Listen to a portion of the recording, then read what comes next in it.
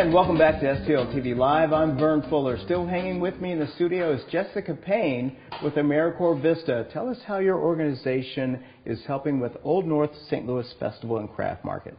All right. Well, as at VISTA, I am stationed with Old North St. Louis Restoration Group, so I'll be serving with them for the full year. So for our holiday market coming up, I'm basically been in charge of recruiting all of the vendors that we're going to have. Ooh. And working on promotions, making sure the word's getting out about the event. Okay. And how do you go about finding these vendors?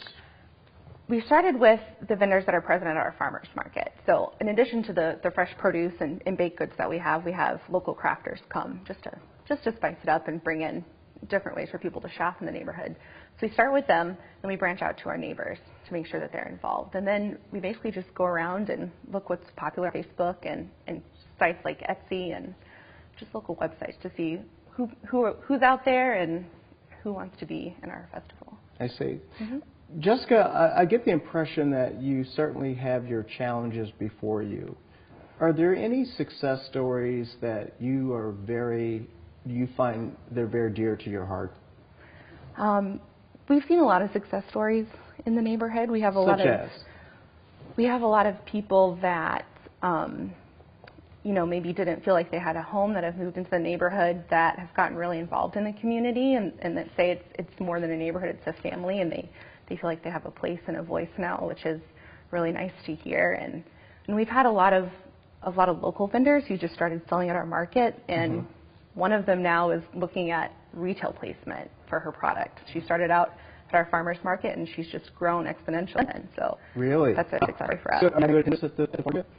We do have good attendance. It's a big market like you would picture a Tower Grove market per se. It's smaller, but it brings together the people in the neighborhood. And next year we're actually going to expand. We're going to have transportation, so we can bring in people from surrounding neighborhoods to help grow the market and further our mission even more, bringing healthy foods in. So. Awesome. Awesome. So you're helping people eat healthy, and let's go back to the vendors at the upcoming craft market. Would this be a good place to buy holiday gifts, Christmas gifts? Absolutely. We have about 40 different vendors coming with all different kinds of things. We've got handmade soaps and lotions, and hand knitted items, and letterpress cards, and if you're familiar with Firecracker Press, they have a location on Cherokee Street. They also have one in Old North, so they're going to be there. They're actually going to have crafts for kids to do, to print their own holiday cards. Very nice. Very cool. So one could buy gifts here that you can't find anywhere else. Exactly. It's all handmade. It's all unique and vintage items, so you're not going to find it anywhere else. How cool is that? Awesome. Awesome.